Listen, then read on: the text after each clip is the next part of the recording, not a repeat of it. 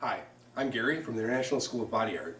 Today, I'd like to welcome you to the world of tattooing and introduce you to some of the parts of your tattoo kit.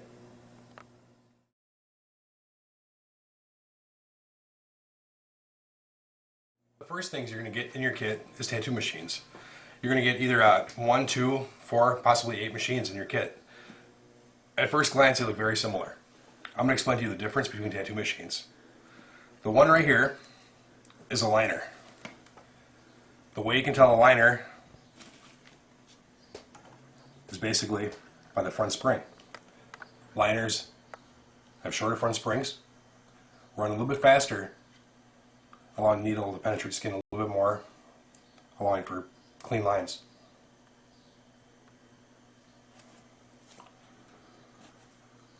The shader, you can notice the front spring is larger and longer. The armature bar might be a little bit different, a little bit heavier, which will slow it down a little bit and allow for smoother shading. If you hold both machines together, you'll kind of notice that the liner is slightly smaller than the shader. It's another way to tell the difference. Next, I'm going to show you tubes. Explain the difference between them and how they hook up.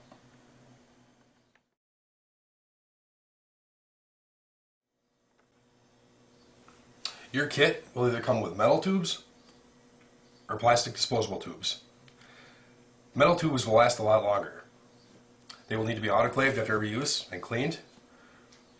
Disposable tubes will not. Use them once and you can dispose of them. I personally recommend disposable tubes. They're a lot easier to clean, they're inexpensive, and they help you out a lot. Disposable tubes come in different sizes. This is a diamond tip liner. You can look at it and tell that it's a diamond tip and that it's round. That'll work for basically most of your liner needles. Anything from a single needle all the way up to a 14 round liner. One thing you want to look for on disposable needles is the manufacturer date and the expiration date.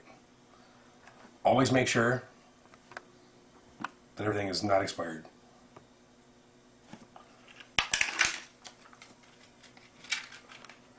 This disposable tube here is a mag tube. This is for an 11 mag.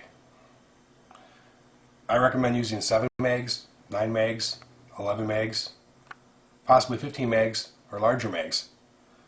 But for starters, start off with a 7, 9, or 11. For a liner, I would recommend using a 5 round liner or a 7 round liner for nice clean lines.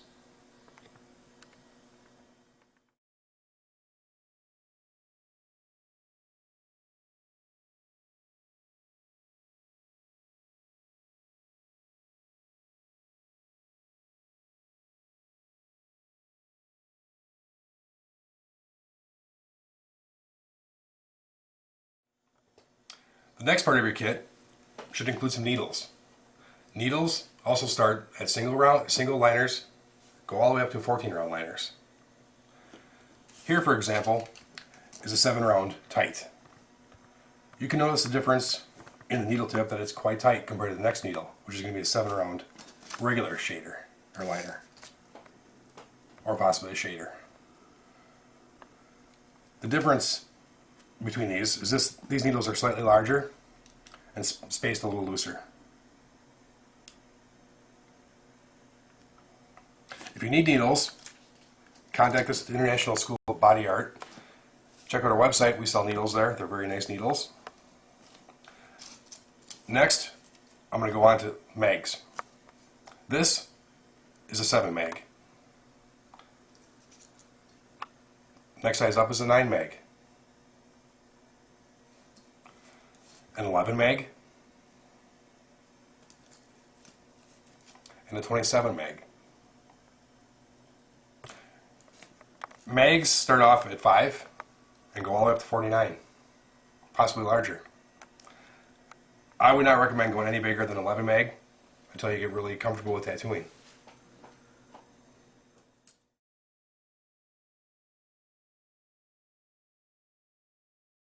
Next, I'll demonstrate how a machine gets put together. Keep in mind, you'd be wearing gloves. For demonstration purposes, I'm not wearing gloves so you can actually see how it's actually done. But wear gloves because you don't want to transmit any diseases from you to your client. First, I'll take my liner, double check it for the expiration date, make sure it's good. Open it up in front of the client so the client can see that it's a clean, brand new needle. Gently slide the needle into the tube. Feel any resistance there, get a new needle. If you push too hard and your needle doesn't go through right, you have a chance of barbing the front needle. That will scar the client and make tattooing a lot harder. So if you feel any resistance, take it out and get a brand new needle.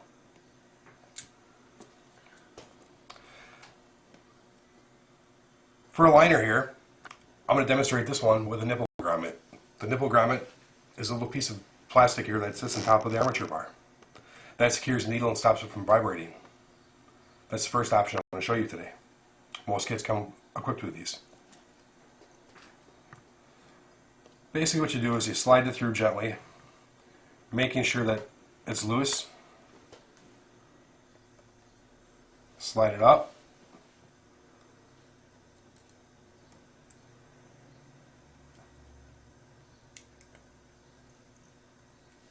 Push it onto the armature bar. After that's on there, for liner I work my 2 rubber bands. Take your rubber bands, that'll secure it in place. The next thing you want to look for is the needle depth. Right now you can see that my needle is sticking out. That's too far. That will get stuck in the skin and make tattooing difficult. Gently slide it down until your needle's inside of the tube. You can push the needle down and see that actually there's some, adjust it until you get enough needle through. Right there's not enough, so I'm going to adjust it so I get more.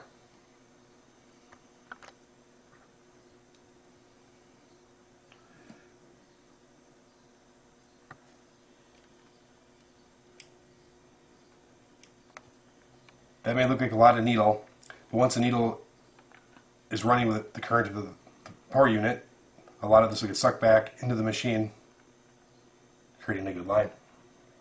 Next, we'll move on to the shader. Once again, I'll double check my expiration date.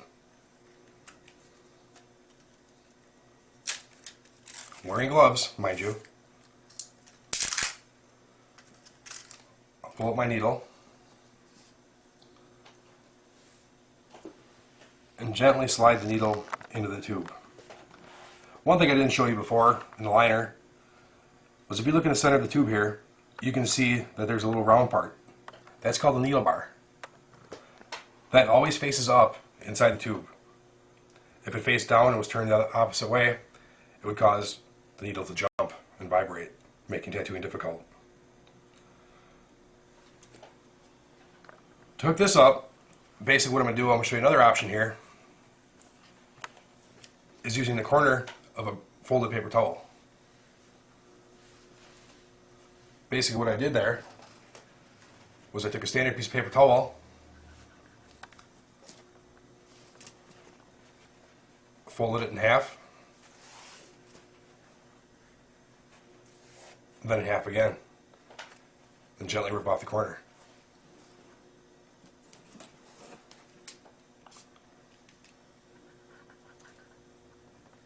I'll gently guide my needle into the tube vise, grab my paper towel, slide it under the needle, up over the armature bar nipple, and push back. This creates basically the same effect as nipple grommet. The difference here is when I'm done with this, I can take this off and dispose of it. With nipple grommet, you can do the same thing, but a lot of times you forget to. After I have it set, basically I go in there and I adjust my shader the exact same way as I did my liner. I don't want it to stick out too far, or like that, that would be too far.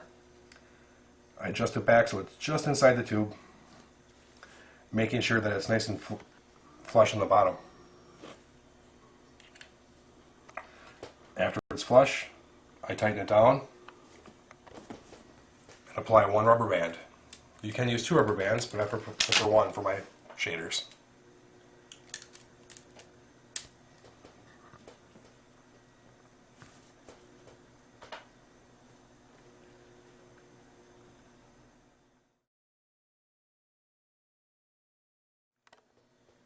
Next, your kit will come with a pour unit. Pour units come in all shapes and sizes. Some are digital, some are not. I prefer the digital units. They explain the speed, the duty, the follow-through, and the voltage of your tattoo machine, which makes it easier to understand and tune your machine. If you don't understand how this works, you can email us or go to our website. We have online courses demonstrating how to use tattoo machines properly and tattoo efficiently. This has pictures on it. It shows exactly where your clip cord goes and where your foot control goes. Next, I'll show you how to hook those up.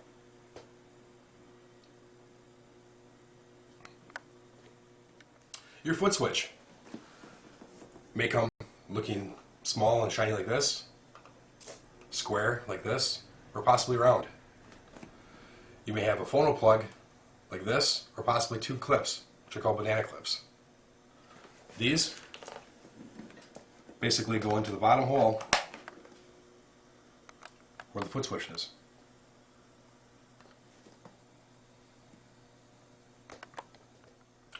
Now onto your clip cord.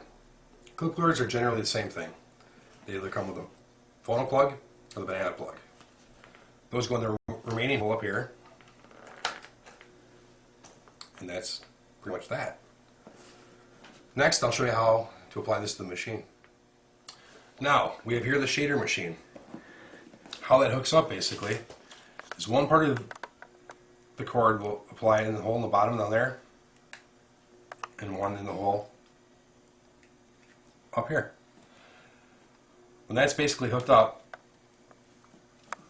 all you need to do is hit your clip cord and foot switch, and you'll have a nice running machine. This is the sound of a properly tuned tattoo machine shader. Notice there's no chainsaw sound or no skips when it's running. If your machine does not sound like this, contact us, purchase a video set, and learn how to make it right.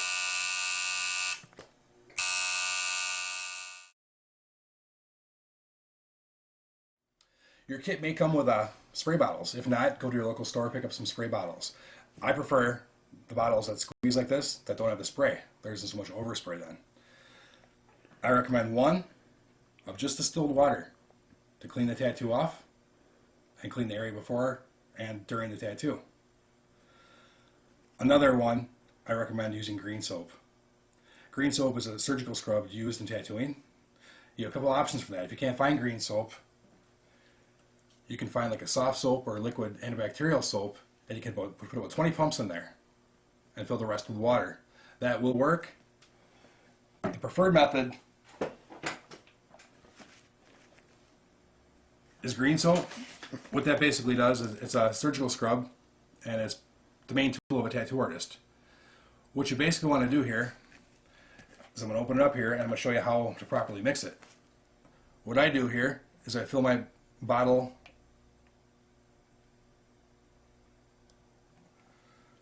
about an inch of green soap at the bottom.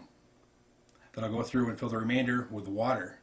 That's going to create a properly diluted mixture of green soap and water.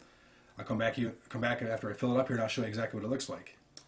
There is green soap after it's filled with water. I use distilled water to fill it up. It's a little safer and cleaner than regular tap water because there's a lot of chlorine and other chemicals in your water.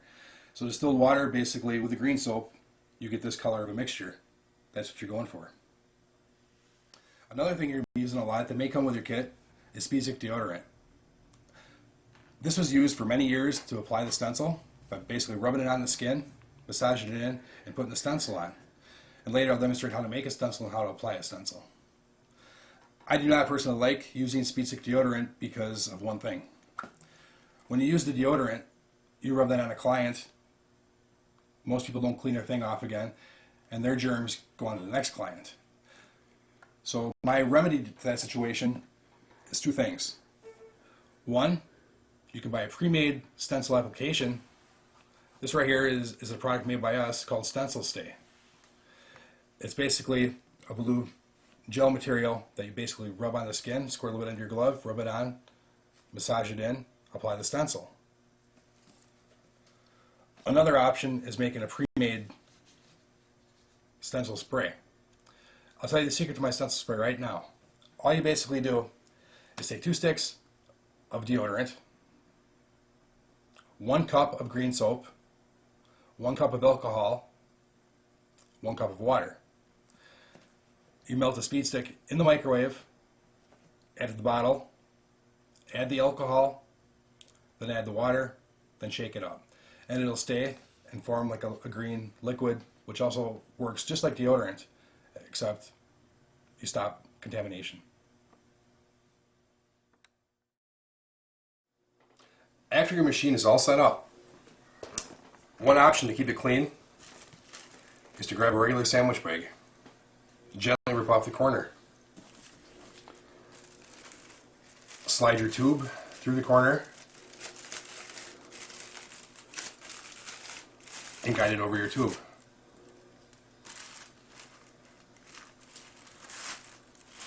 Basically, then you can apply your clip cord, twist it, and your machine will not get dirty. Another option, if you don't like using bags, would be to grab a disinfectant and clean your machines after every use. If you can't find disinfectant that kills germs, another option you could have would be use regular bleach and water. The bleach and water mixture is 20% bleach to 80% water. Basically then, you just scrub off your machine when you're done. Another good habit to get into would be doing the exact same thing with your bottles. To do this, same method is applied.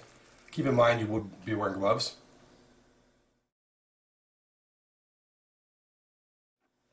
Next, your kit may contain gloves. Some people have latex allergies, so gloves may be different. Right here is a latex-free glove. These are standard black gloves. These will be your common choice, but always keep latex-free on hand. The proper way of applying a glove is to gently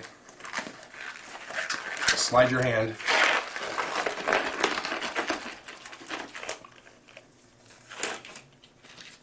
into the glove and making sure that it's tight. And I'll put a regular latex glove on the other hand. You can notice that the latex gloves are easier to put on and these are slightly tighter. The way to remove a glove is gently grab it by the wrist, slide up, and grab the other one and slide down. This way your hands do not come in contact with the outside of the glove. You can then dispose of it.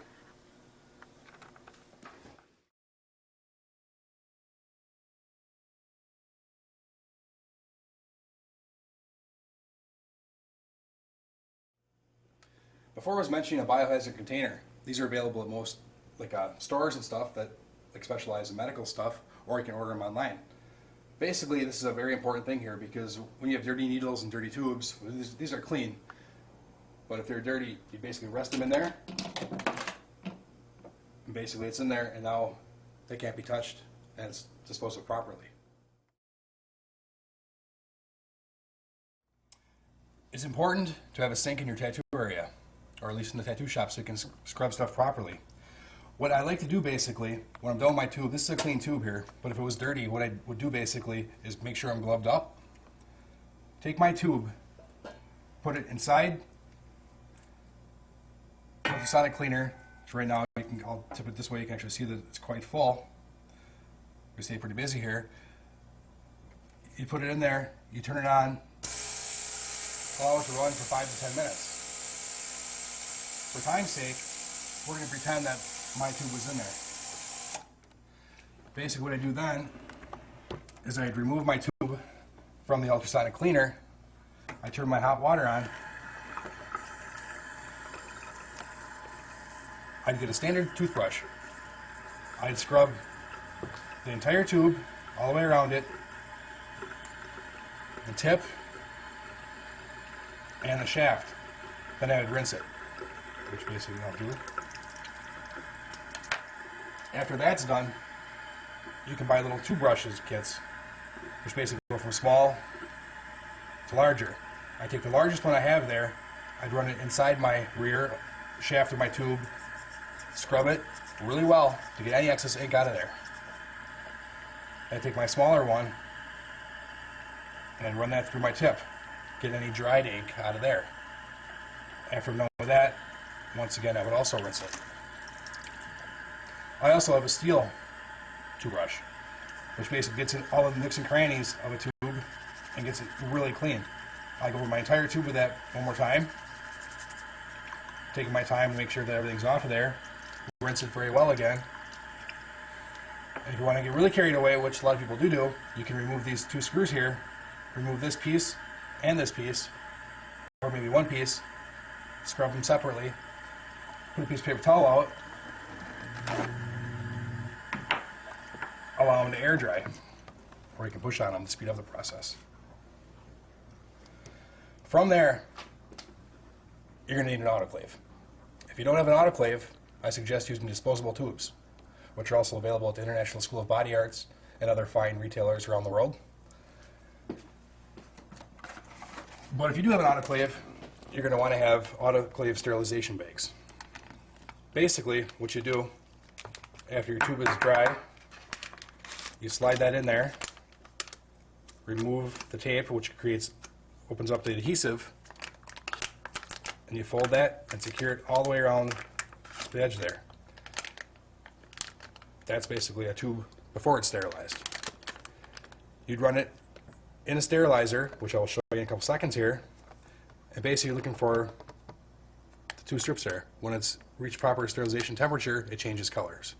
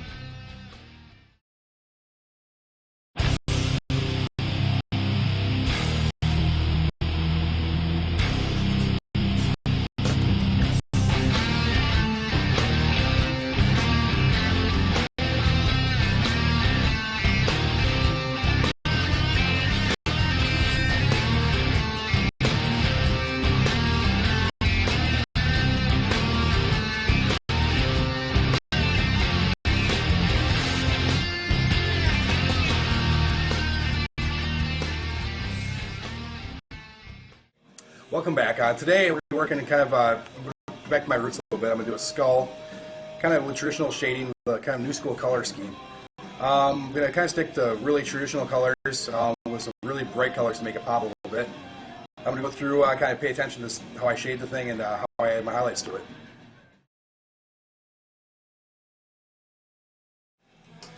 I'm I'm going to start off today using a 7-round liner, go through, do my basic outlining, then I'm going to go through, after I'm done with that outline, and do some like cartooning of like certain lines, make them a little more bold. So I'll start off basically just do my basic outline.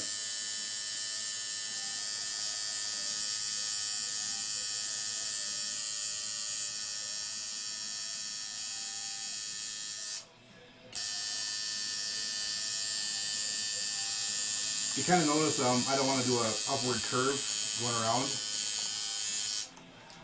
If I turn my needle like that, I may end up with a blow up. So basically, I started at a different angle and kind of came down to avoid the blow up.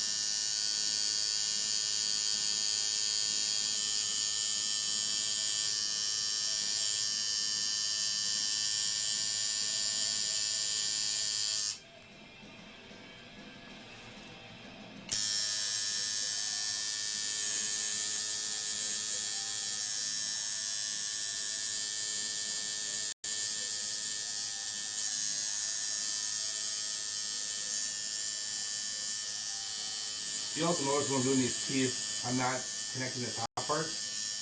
I'm going to be utilizing shadows on like the gum line, like through here and stuff, to kind of create the edge of the tooth. That's not very traditional, but it kind of, it'll serve its purpose for what I'm trying to do today.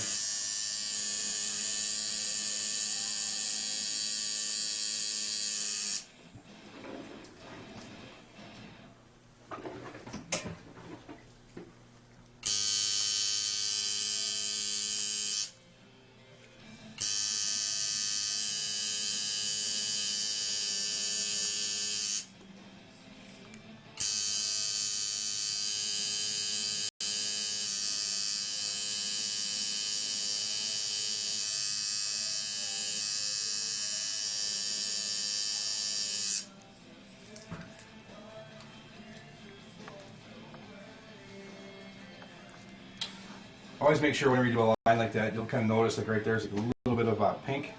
That means I didn't get enough ink in that area, so I'm going to go through quick and just get a nice quick once over so I get a nice solid line there.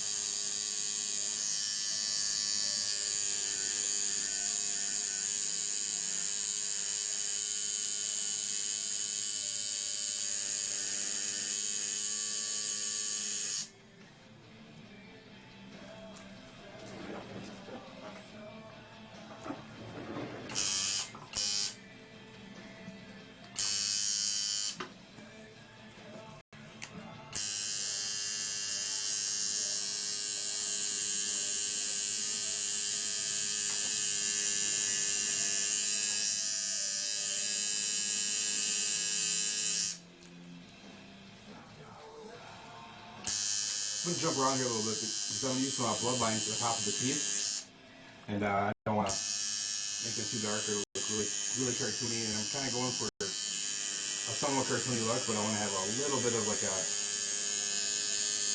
traditional shading, like a little bit of like modern, like realistic shading, kind of just give it a slightly different look. And you know, traditional stuff.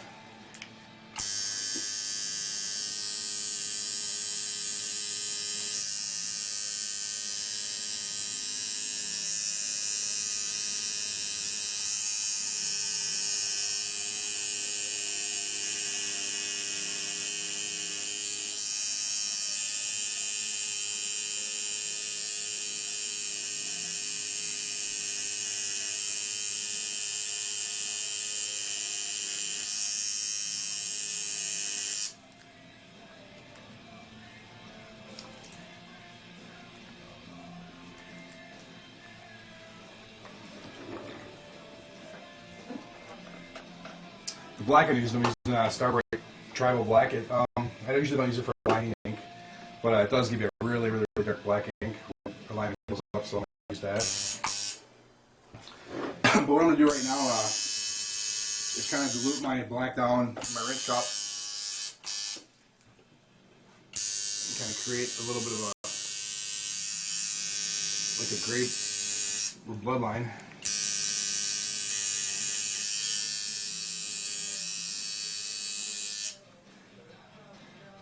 Just a little guide right there on top of the teeth to shade off of without having a hard line.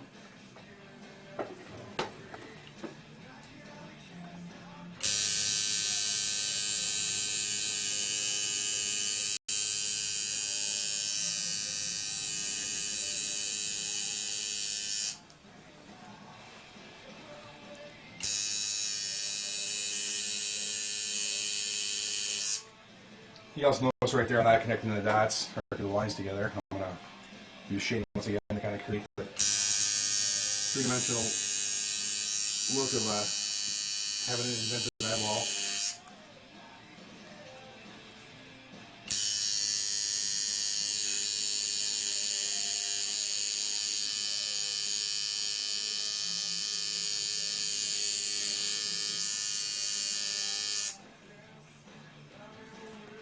When you're doing longer lines, move until your wrist starts to feel awkward. Once it feels awkward, stop and find a new location to start in, because if you keep moving your wrist too much, you're going to blow out or have really unsteady lines.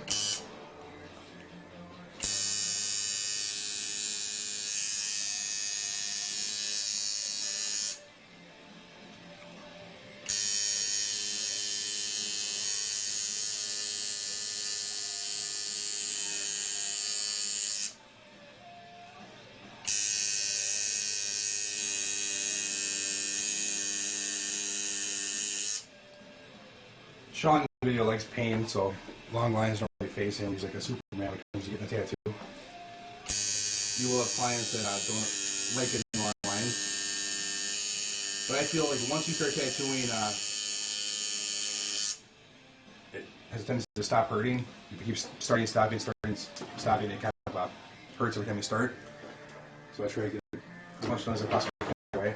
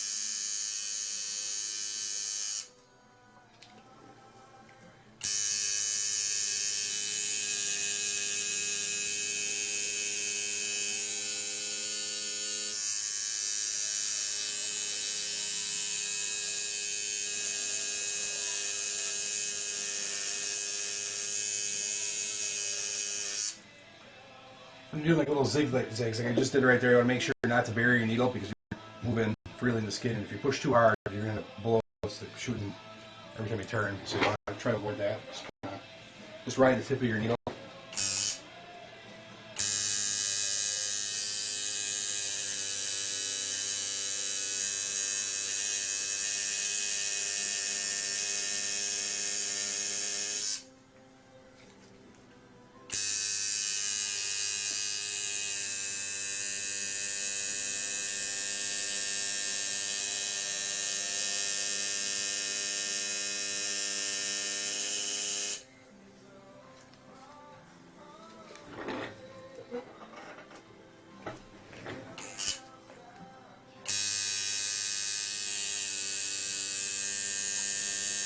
always make sure I have enough ink in my tube, because doing half of a line, realizing if ink in there kind of sucks, you got to go back over it and re-injure the skin.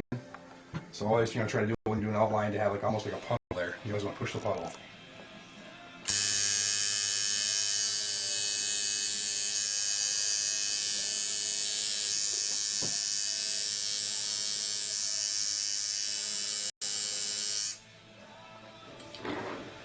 Now that I have my basic outline done, I'm going to go through and clean it up really good, because I'm not the cleanest tattoo artist when it comes to wiping my stuff.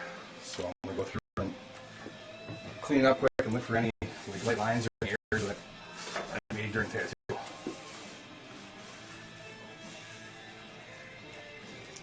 Right there, I forgot a little spot, really common little spot, but sometimes you forget something when you're just concentrating on something else, and I forgot it, so we'll go through it quick and kind of hit that up again.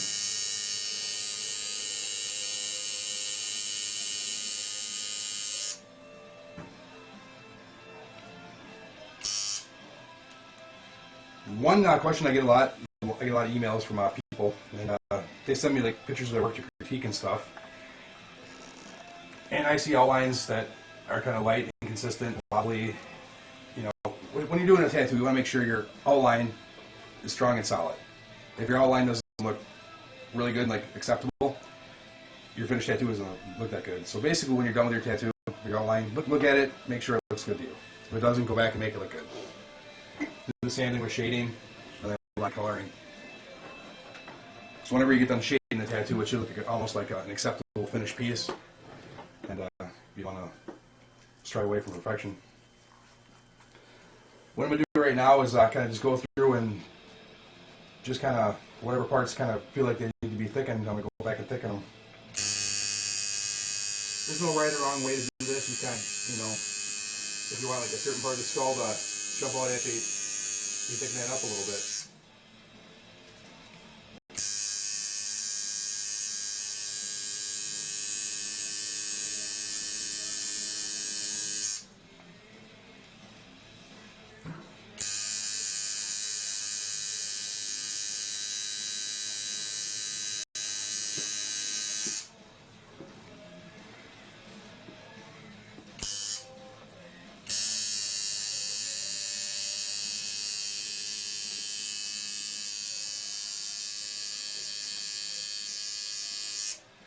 All I'm basically doing is taking my liner and go right next to the line that I already made.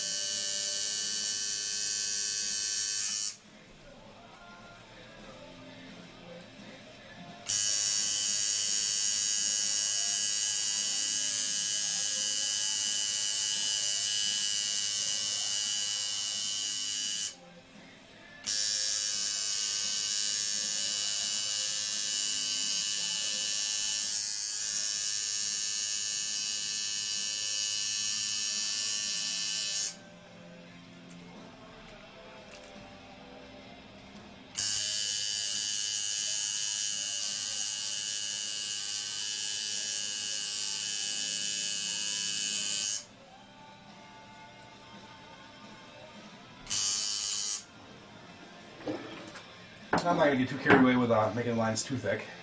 I could actually go over it again next to it, make it really, really bold. But Sean wants to add to it someday, and I don't want to take up too much area. So what I'm going to do right now is clean it up and offer my client Sean a break. And if for some reason, like say Sean was in a lot of pain here and couldn't handle the tattoo, you do have the option of using Bactine. Spray your Bactine on it, cover up like a little piece of saran wrap for like 5-10 minutes. Come back to it. It's going to give you like 15-20 minutes of like almost like a painless tattoo. But try avoiding that if you can, because the Bactine may react with some of the inks that are market, because a lot of different companies have different ingredients. And, I've had some examples where people kind of have a bad reaction to Bactine, so try to stay away from it if you can. But I'll come back and we'll start the shading.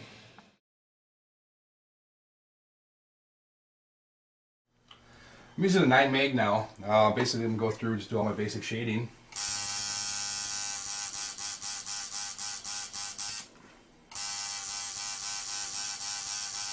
Using more of a snoop shading.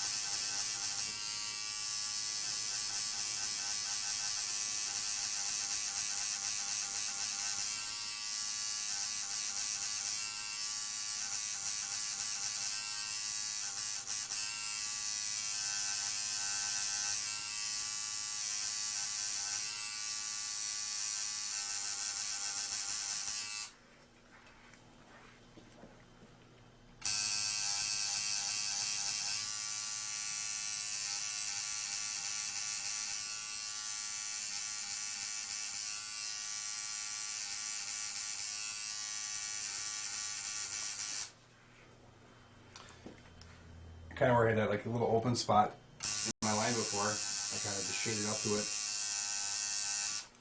so that my shading kind of acts as the line.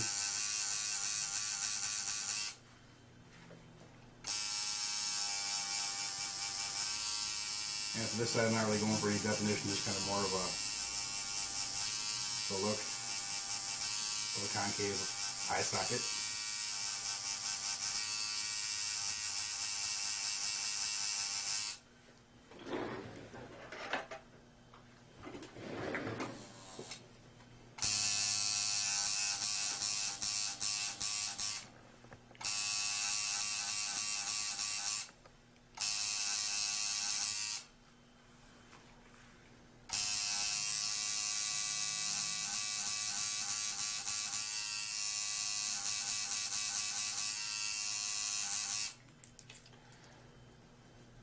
Kind of doing like random shading here. I'm going to try to create like a little bit of texture and kind of lumpiness to the bone.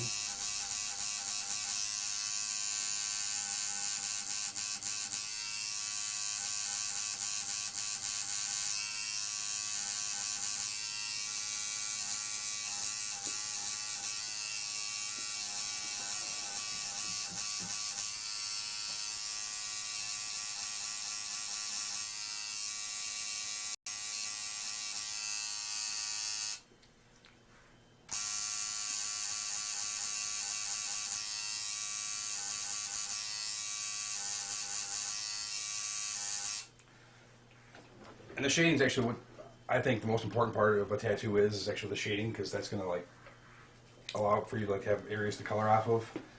And I personally feel the more black you can put in a tattoo, the brighter the tattoo is going to appear to look. I don't want to overdo it, but I get a nice fair amount in there.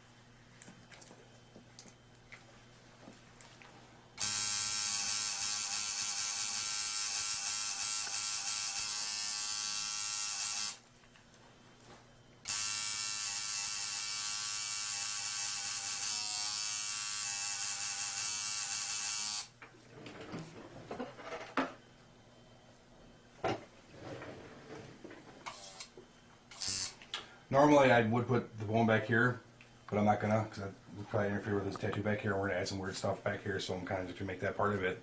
And when I do his background, I'm gonna probably incorporate the shape of the bone into the shading.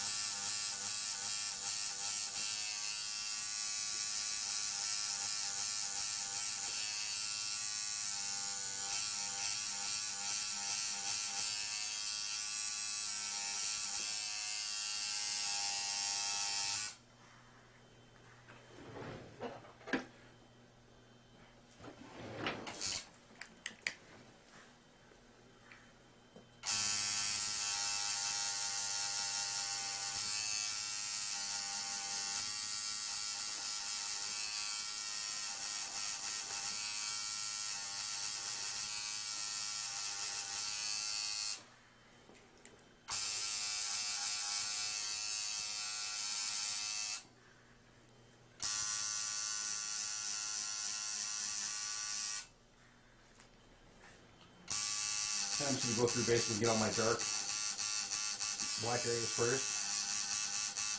And I'll go through with a watered down black just to kind of give it a little more depth in certain areas. Where I just want a basic shadow to be.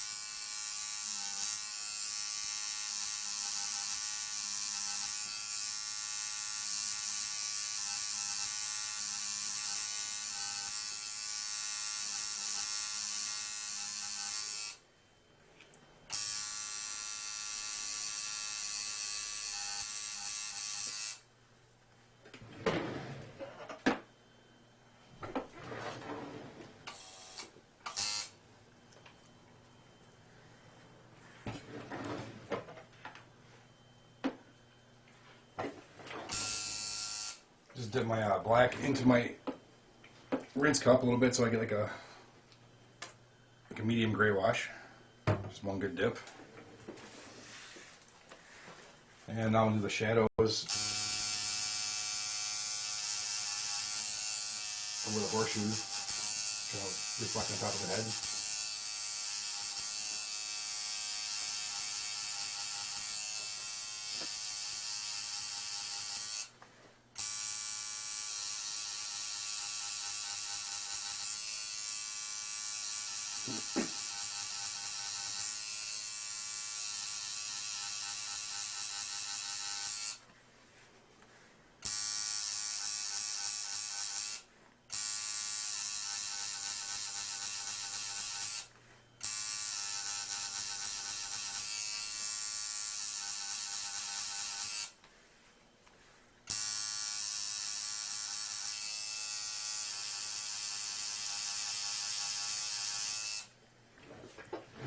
So I have a nice little basic shadow where it's going to be, and then we'll go through and kind of just do my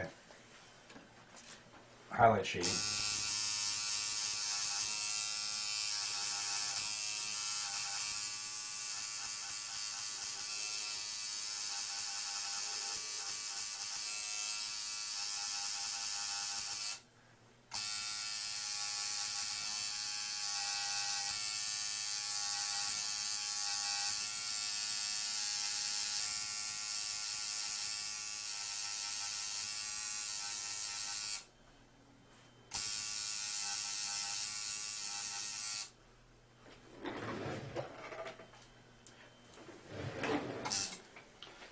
Move into the teeth area quick, just gonna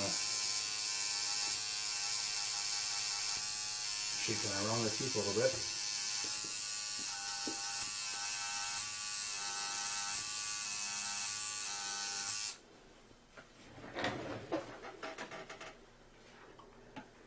Get some more medium gray wash there. I'll work around the tips a little bit.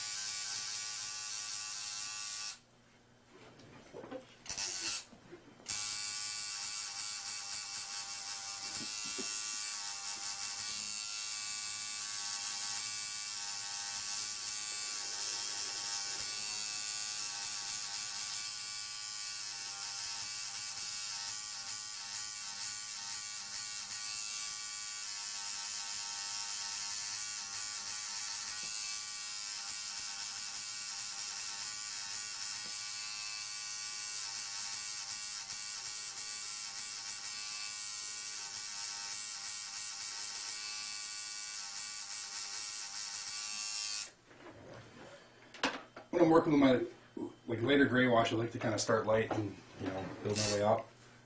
And that way I know that gradual fade.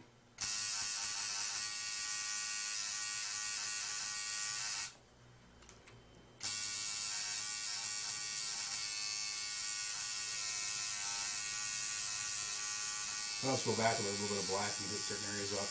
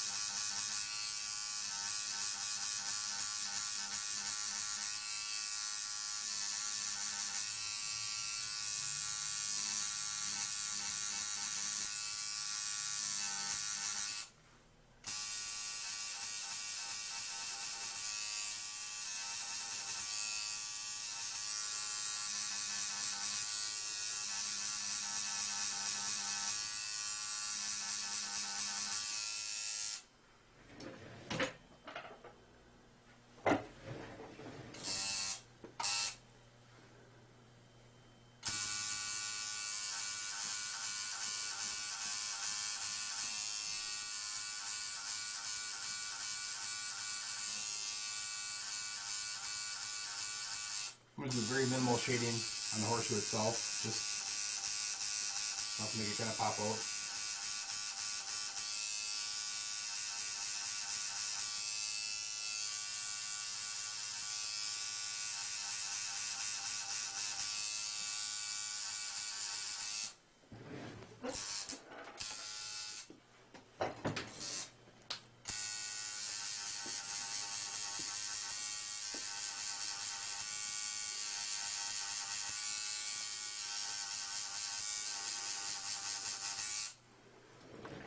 I'm going to go through basically now, instead of using like my blacks for my main highlight into my colors, I'm going to go through with a nice like medium brown and go off of that, so you a nice smooth transition. I could use purple, so I'm going to go into reds and oranges after I'm done with this. But I think purple will give me kind of a, brown will give me something, a nice kind of different look.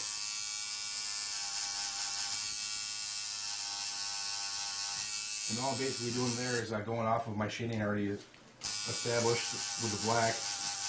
I'm going to smooth into that.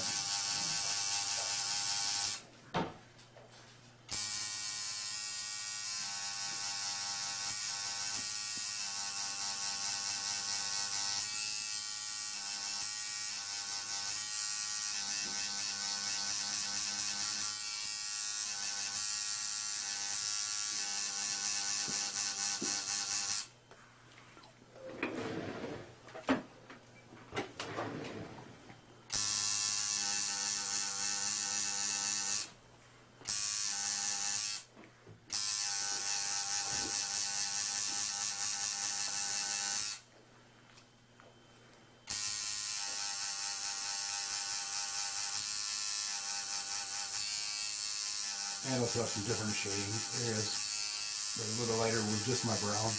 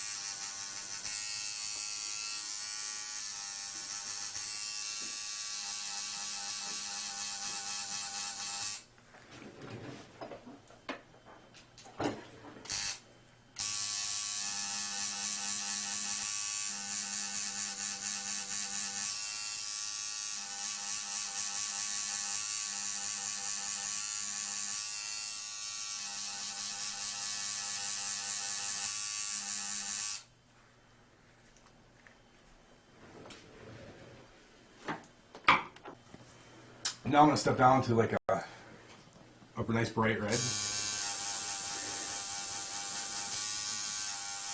shade into that, into my brown.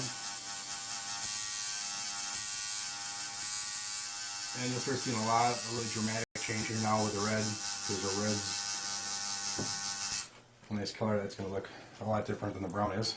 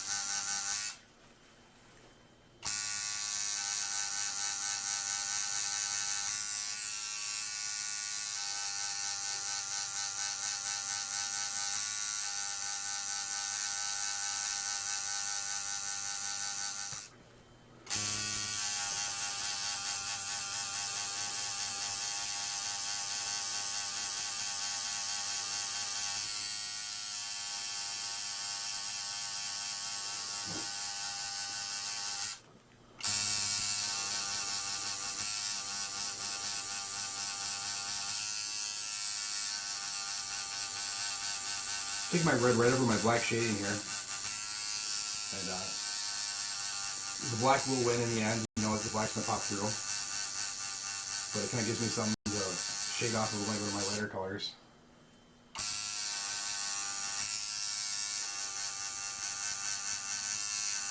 Whenever you shade over darker colors like a lighter color, it may appear that it's gonna like cover it up, but the darker color 90% of the time will pop through when it's all healed up.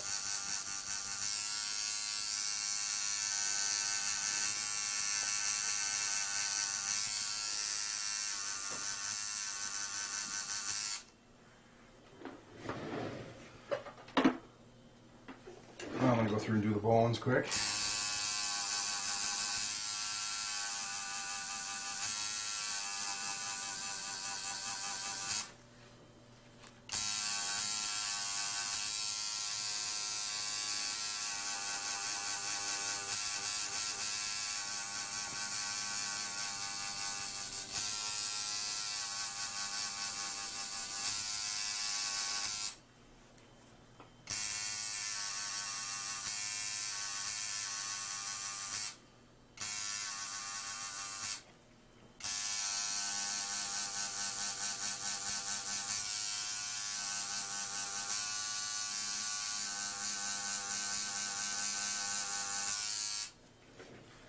And if you find out your colors aren't really going right away,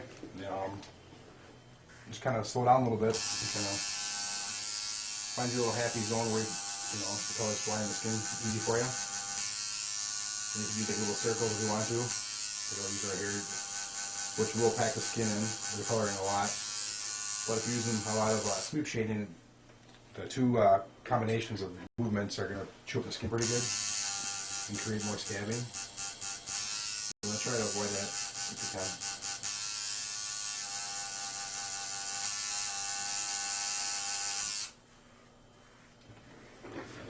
I got most of my red in there. I'm going to go through and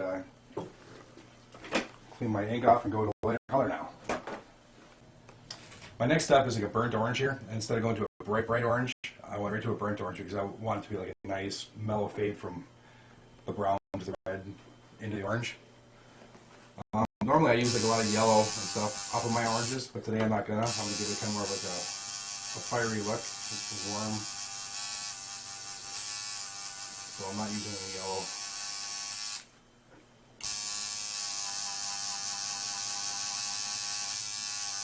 But I will, however, be using a lot of white for highlights.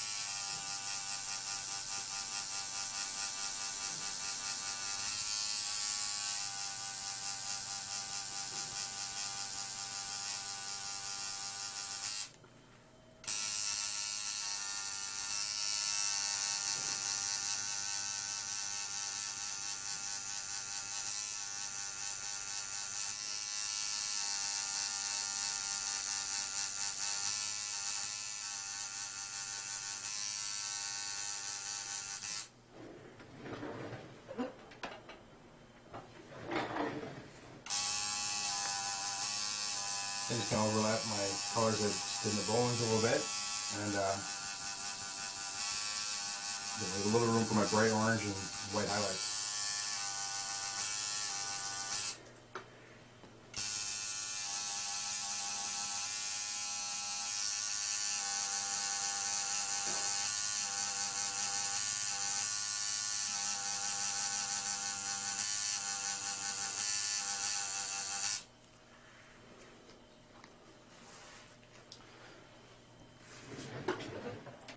What I'm kind of going to do here, because I want the teeth to be a little more dominant than the other stuff, I didn't put any shade in there, so I'm going to go through with my burnt orange, kind of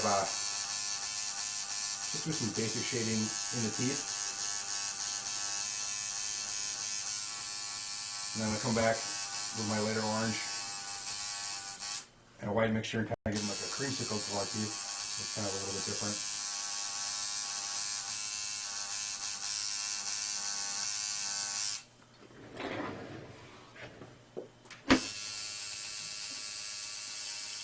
So I made them all the same. It look alright, but I want them just to pop a little bit more.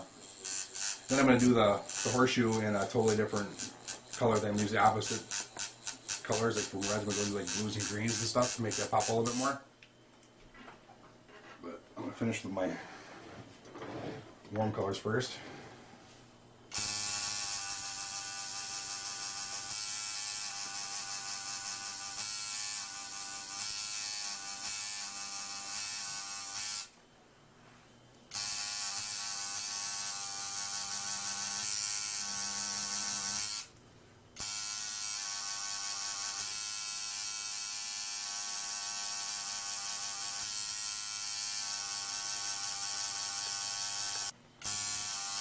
I'm just going to jump around here with my bright orange.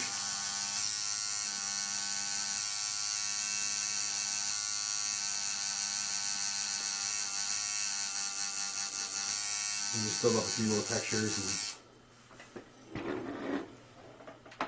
just enough to make it kind of pop a little bit more.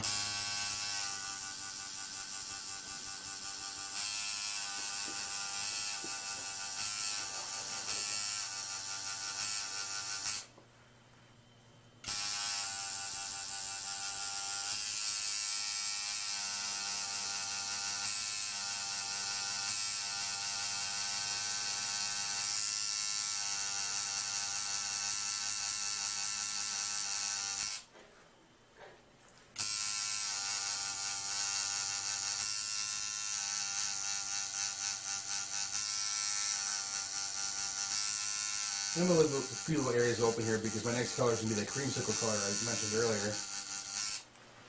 And that'll be a nice transition into white.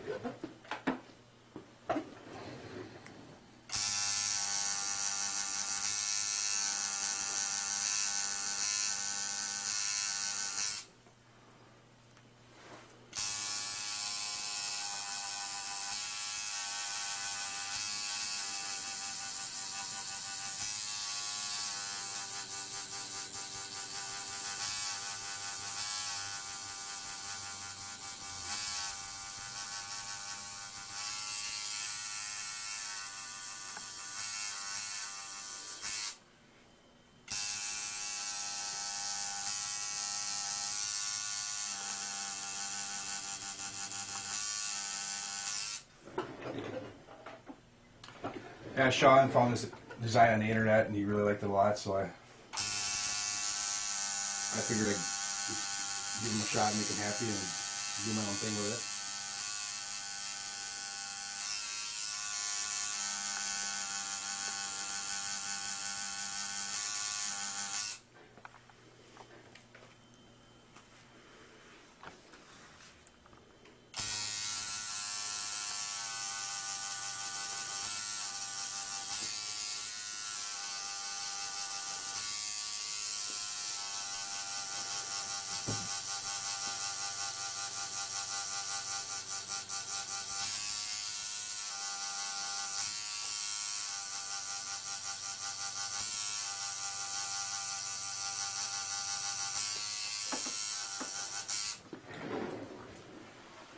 Now that I have my bright orange out here, I'm going to give it one more quick dip.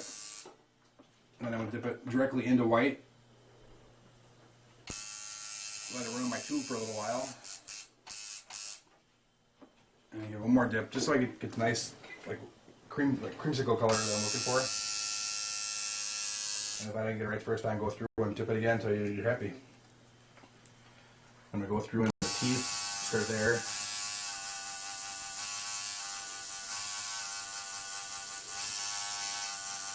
Just kind of use like an orangey, fleshy, tony color. I don't have a lot of the piece.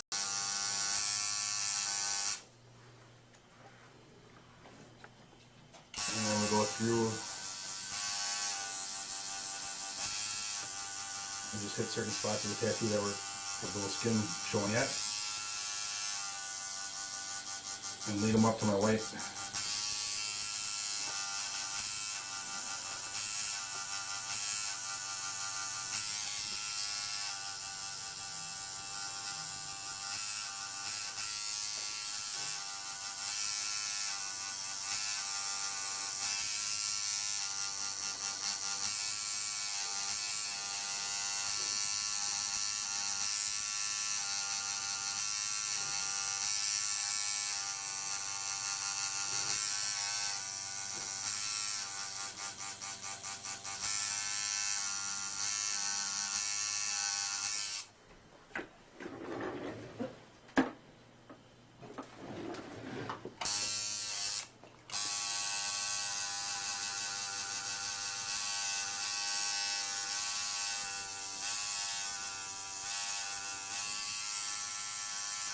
This may almost look like white, but actually there is like a kind of orangey hue to it.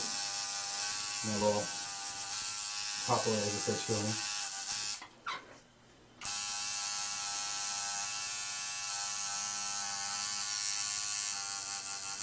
Then when I'm done with this color here, I'm going to move on to the horseshoe.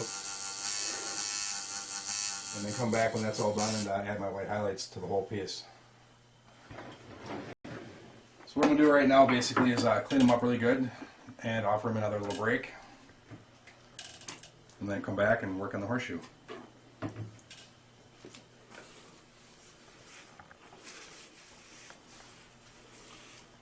Some of the lighter tones might take a few minutes, up to an hour to start popping a little bit.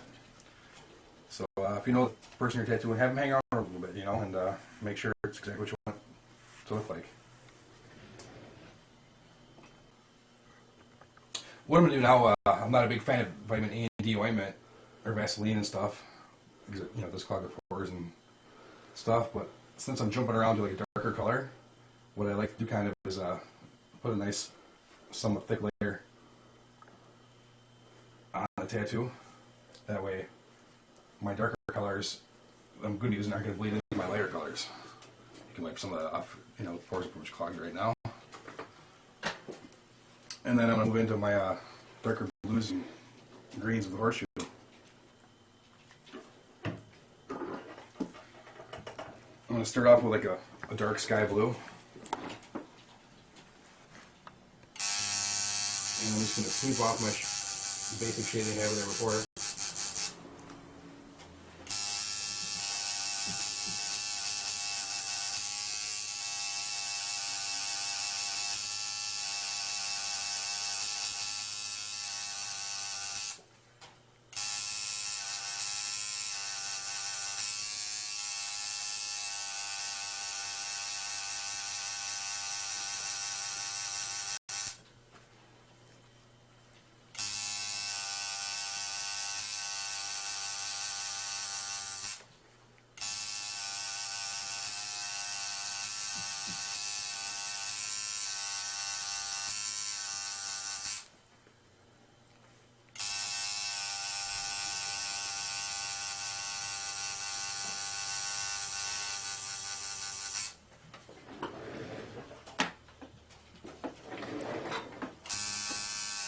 And I'll do the same thing on the other side.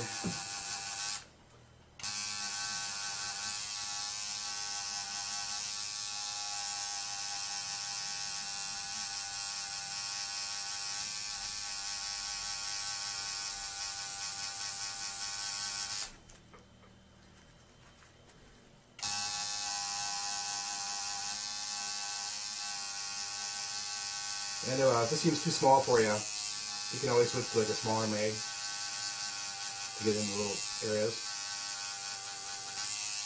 Yeah, normally I use a 11 mag, but this is kind of a little bit smaller of a tattoo, so I went down to a 9 mag. You can go down to a 7 mag or a 5 mag and work from there.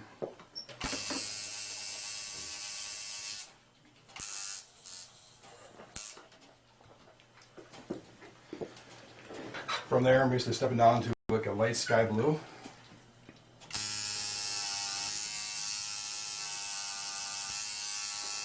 And I'm just going to kind of feather that in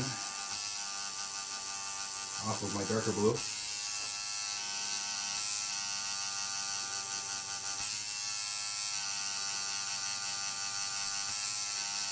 I'm going to do little highlights around the horseshoe nail holes. Next, I'll go with some white, there's some lighter blue.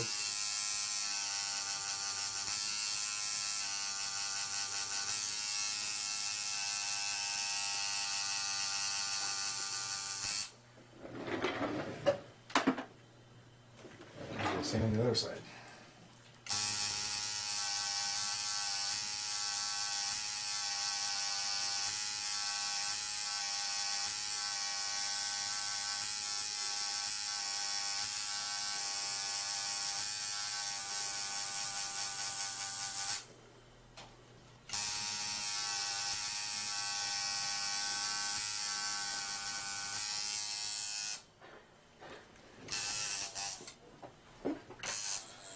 When I get that 7 there, I'm not really sure what color I'm going to go with that, because I'm probably going to do my green, and then I might ask my client Sean a color that go around the 7 to make it pop a little bit.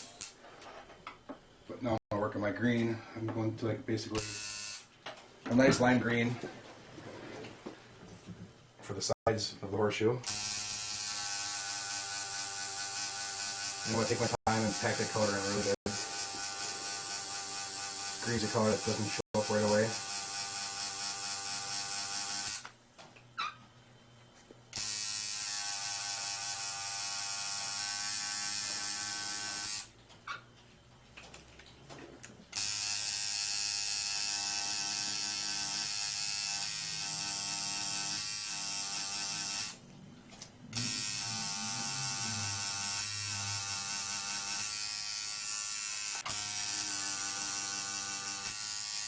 I go through, make sure I get the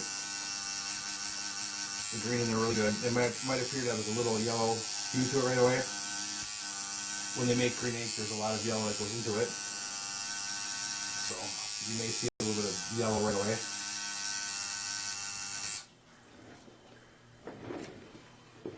What I'm going to do from there basically is I got my green in pretty good. But I'm going to dip it into my white again, just to kind of get a step down into like a green I can't even describe. It's a really light green, but that'll act as a really good accent and highlight color for the edge of the horseshoe.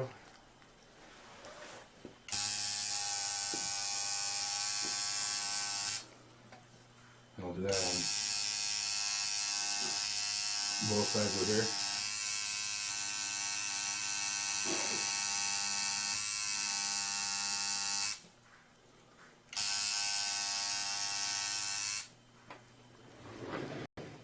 I'm going to let his like lighter tones of like green kind of bleed a little bit through their thing, make sure they're in correctly. In the meantime, I'm going to go through in a 7, just kind of add a little basic sweep shading.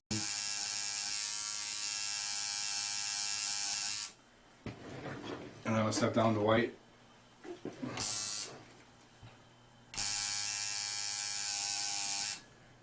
And get one of my favorite colors in there, a little gray. And then I'm going to ask Sean any ideas for colors you'd like to have in the center part. I'm gonna go with pink. Pink's a pretty bold statement. You know, a lot of guys are afraid of pink, but I think pink actually makes the tattoo pop out. Is there a certain reason you chose pink? My daughter. Okay. Getting tattoos for a loved one, that's usually a good idea. I don't have any pink poured here basically, so what I'm going to do is dip into my white and a little dip into my red. Give me a nice soft pink. I think a hot paint would be a bit much here, but we have a nice version of manly pink here.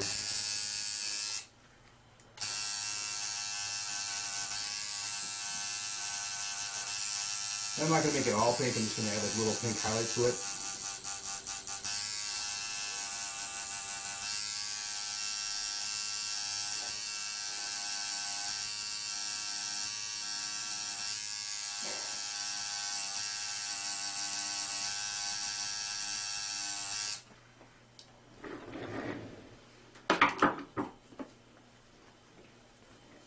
Then before I begin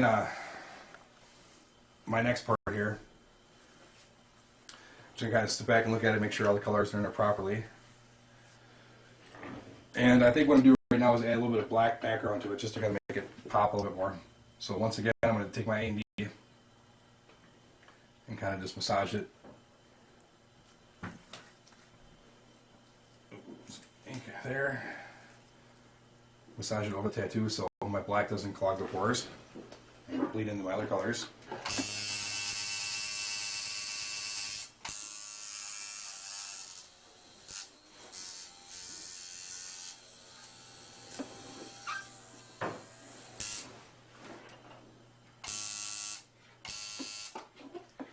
And all I'm doing now basically is I take a little bit of darker gray wash, and I'm just going to kind of sweep out in certain areas.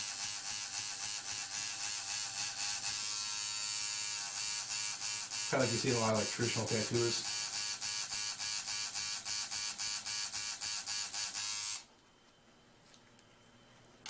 Just enough to kind of give it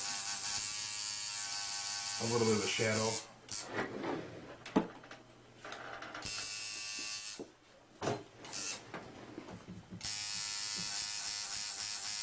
Which will also help make some of the other colors jump off a little bit more. I'm not going to get too carried away here because we're going to eventually blend this tattoo into the rest of his arm. And I want to make sure that the background we're going to use is like obtainable through this tattoo. I don't want to have this tattoo's background ruin his whole background here basically. So I'm going to go through and hit just basic shadows.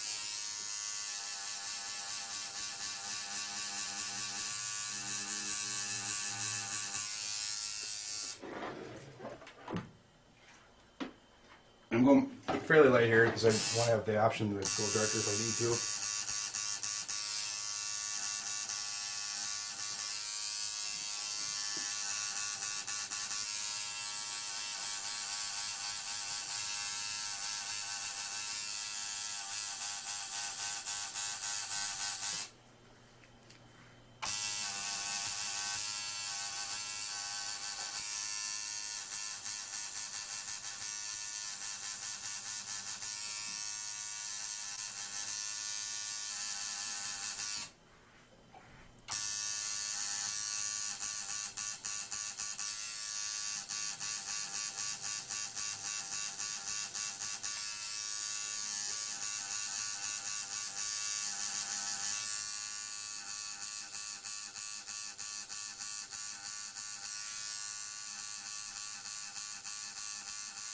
This may look kind of dark right now, but after I'll tattoo do its thing for a few minutes, I'll give him a break after doing all my black, and then I'll go through my white highlights. Then the tattoo will just appear to float right off the skin after that.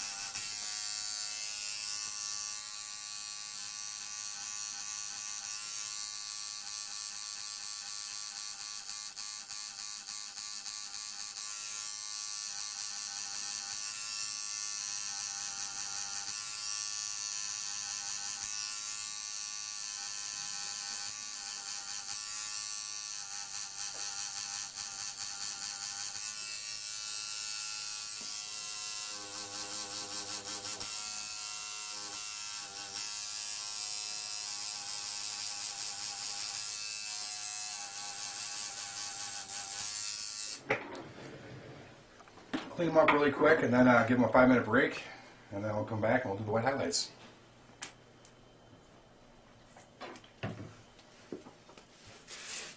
You do have to remember a lot of the black I just did is going to fade down a lot. It may look really dominant and dark right now, but that's going to, most of that's going to disappear.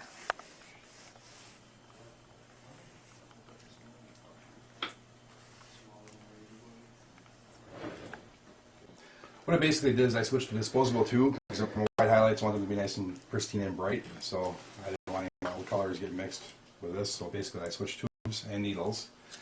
I'm going to go through and just kind of do white highlights.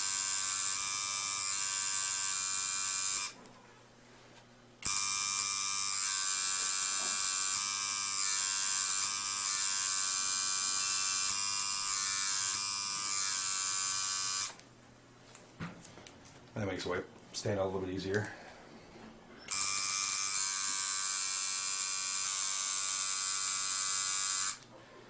I'm going to go through and cartoon the whole tattoo, add some little highlights to the outside areas that are open yet.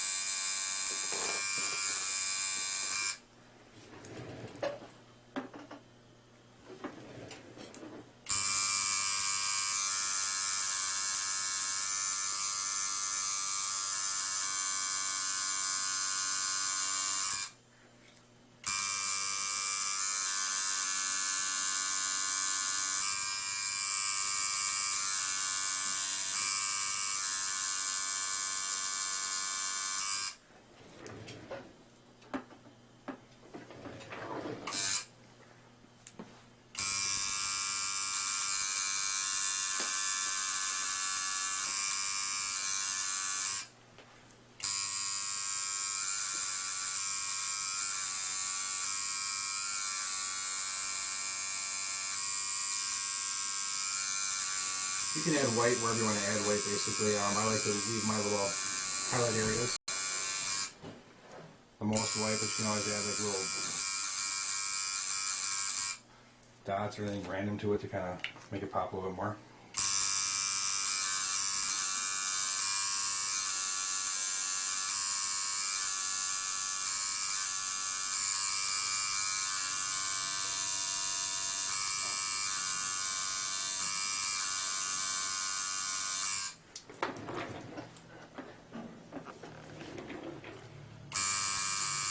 And your white will look really white when you first put it in. And within like a minute, it's going to start kind of turning pinkish color. So kind of make sure you check it out right away when you first do it. Make sure it's adequate enough.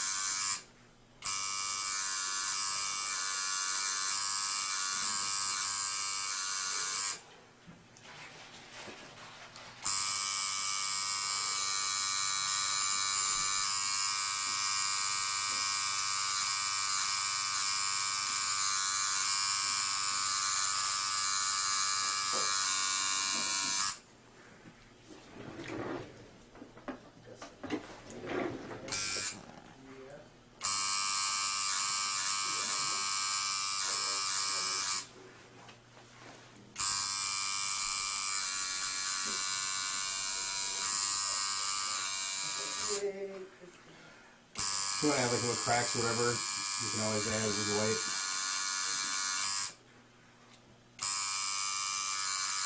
little stretch cracks and skulls and stuff, and right over the top of the colors, so it kind of, when it heals up, it'll start popping through a little bit.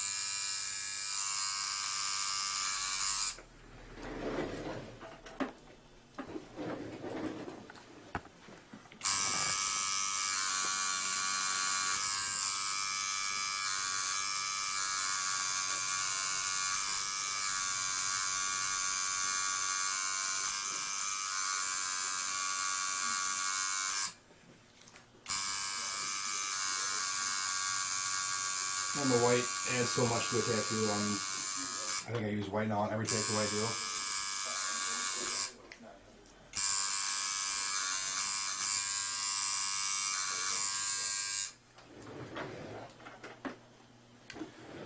When we clean the whole tattoo up, you can kind of just take a look at it and you'll see how much it actually does for the tattoo.